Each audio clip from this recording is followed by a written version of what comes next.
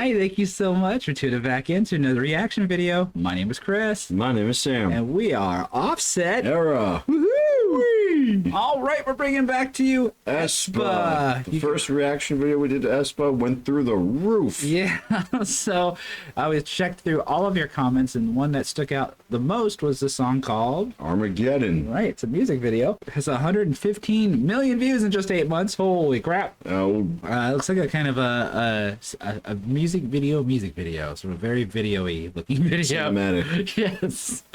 Let's check out some of these comments in here. Their creative directors deserve the fattest raise because aespa has some of the most unique concepts I've ever seen in the music industry, point blank.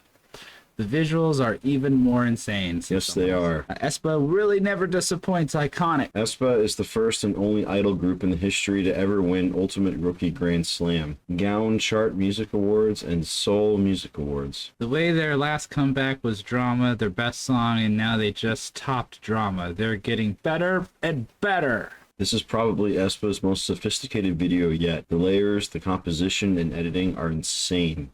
Kudos to the production team for nailing this. Makes me think of the XG video that we reacted to. Yeah, just huge production. Yeah, the hips don't lie. Giselle, the hips. Breakdown, Karina.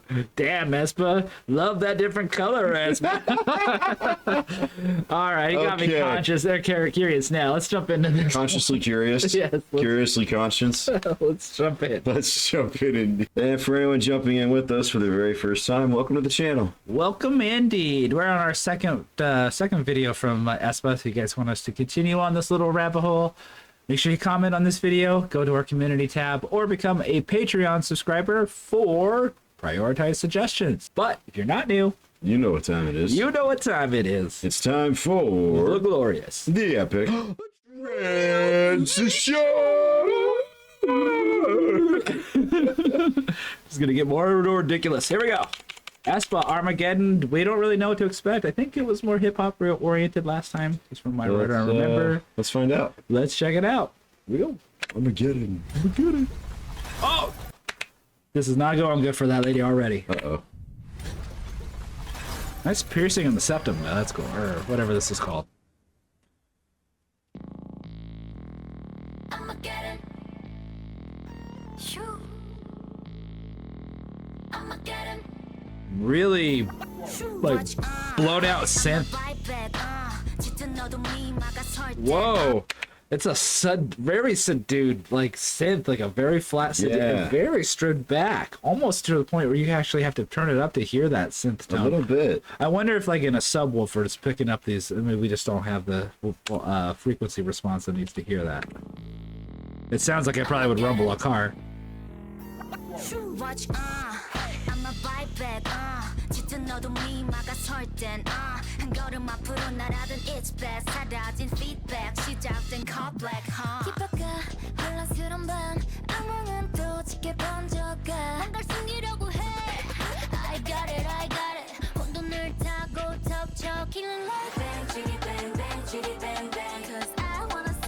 That just took a flip.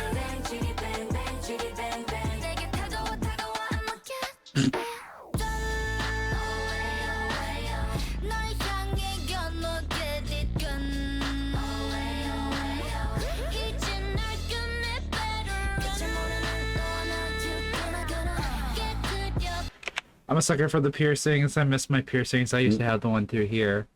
It just reminds me of that. I think piercings are pretty hot.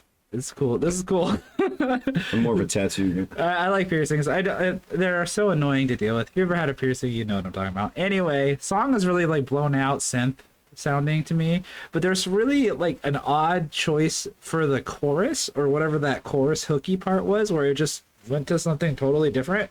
So it's kind of like deconstructed synth, and then it goes into like more of a straightforward tune, but I'm still kind of wrapping my head around it still. This is really unique.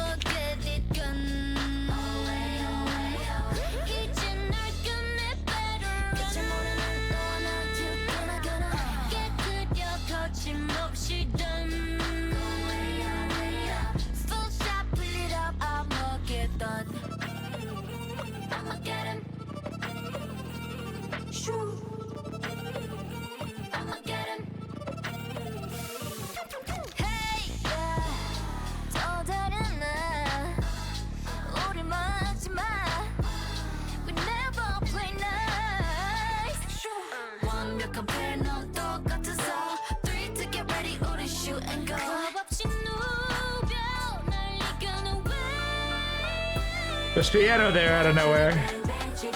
Then and then the beat picks up, and it's this.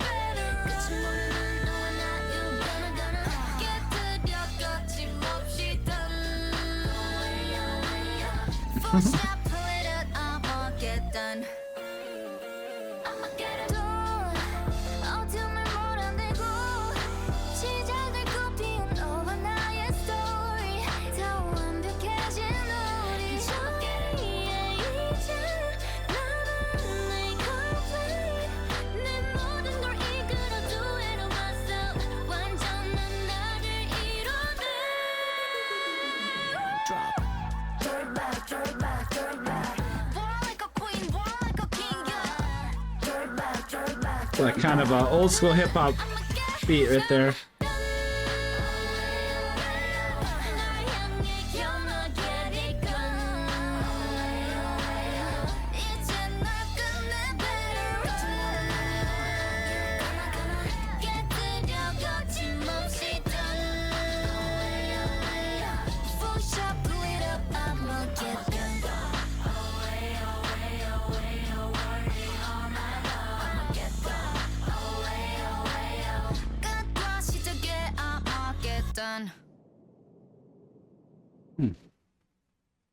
Okay. Interesting. Let's go ahead and flip back over. So I'm going to approach this from my perspective as a singer-songwriter. And so this may not, hopefully it doesn't rub people the wrong way or anything, but to me this seems like a lot of disjointed ideas thrown together. Not to say that it's bad, because it's all continually pulled through with the same general tempo, and the beat generally stayed the same, although it did kind of go into more of a shuffle beat during, and they added some snare to give it more of a drive when the choruses popped in. But I feel like there was so many things that they wanted to add, and so many different ideas that they wanted to add, that the song itself didn't flow in the way that I would have written it. Not to say that that's bad, but the way that generally, if you're starting a song with a certain feel, and that feel is really strong and you get a really good vibe from it, well, my thing is when I hear a band come in with like a crazy amazing riff and then they go into like a really disappointing sounding verse, like it just kills it. Like, you've ever heard those intros that are just amazing and then they go into the verse, you're like, I hate it.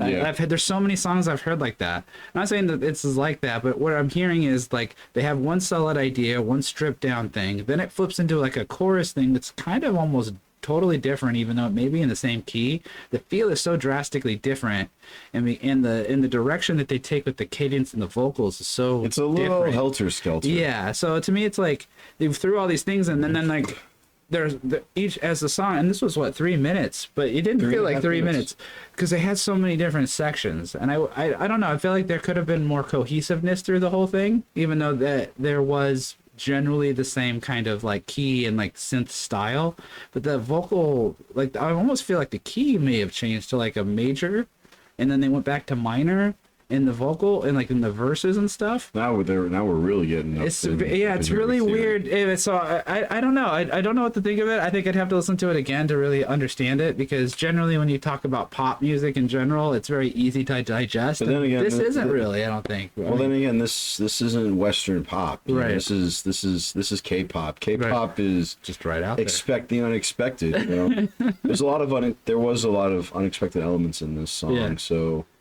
So maybe it is one of those tracks that warrants, you know, having to listen to it, you know, right, once or twice more, so you know, really get it. But it is kind of helter skelter here and there. But it's an interesting listen, and the video. Oh my God! Yeah. Whoever was in charge of the production in that video, give them a raise. Yes. Give them a job at some high end movie company. Every time I see a female like in a different area or a different outfit or a totally different scenario, you know that that is a day of shooting. That is multiple people setting that scene. That is cameras. That is, you know, a bunch of logistics that go into that. These people got to be here at this time, and it's the production and stuff is just so overwhelmingly complicated in a lot of these big productions. So yeah, I mean, you can see it that there was a lot of time and love spent on this video, and it definitely shows. But we will end it there as far as the feedback here. Let us know if you want to do more, if you want us to do more of aespa. We'll definitely take a look at more. Put it in the comments here. Head over to our community tab or become a Patreon subscriber for prioritized suggestions. Yep. And we will check out the next one. But in the meantime, we are Offset Era. Specifically 2/3 of Offset Era, Southwest Florida's premier punkcore three-piece. We have an extensive playlist of all of our original music if you're curious as to what we sound like and what punkcore entails. Right. You can follow us on Facebook, Instagram, and of course on YouTube. Right. And a great way to support us is our Patreon. Right. You can support us for $2.50 a month, and you will get access to all of our uncensored videos that get blocked on YouTube for various copyright reasons. You can check them out there. That's right. No blurs, no bleeps, no black bars. All the uncensored glory. Exactly. So make sure you become a Patreon subscriber. You also get prioritized suggestions. We'll check out your stuff firstish. We also have some shows coming up. That's right. Saturday, February 15th, we're going to be at the historic Hurd Opera House in Arcadia, Florida with Forgiving Silence. Yes. And some other bands probably. We just don't have the full lineup on that one. And then March 29th, We're going to be at the Hurd Opera House once again. Yes. With Six Eyes, Not Promised Tomorrow, and Burn Forever. Burn Forever. And then Saturday, April 12th, we're going to be at the Deviant Libation in Tampa with Low Cards and our friends, the Abortion Twins. Can't wait for any of these shows. If you happen to be in any of these areas, come and check us out. We would love to see you, love to hear from you, and run into people who actually watch the channel because it's really interesting to talk to you guys. I know. Right. We also have some songs coming out hopefully soon-ish. We're trying to put the last touches on a few songs. We're 7 songs down into an album so far, and we're brainstorming and going through the last bit of ideas. Hopefully we'll have something out soon for you guys, so keep checking it out. If you come to these shows, you'll hear some new music for sure. So we're looking forward to playing some new shows and new songs. Yes, new shows and new songs. New songs and new shows. There we go. Well, that's it for this video. Thank you again for commenting, liking, and subscribing. Let us know what you want to see in the next one. We will see you there. See you there. Peace out.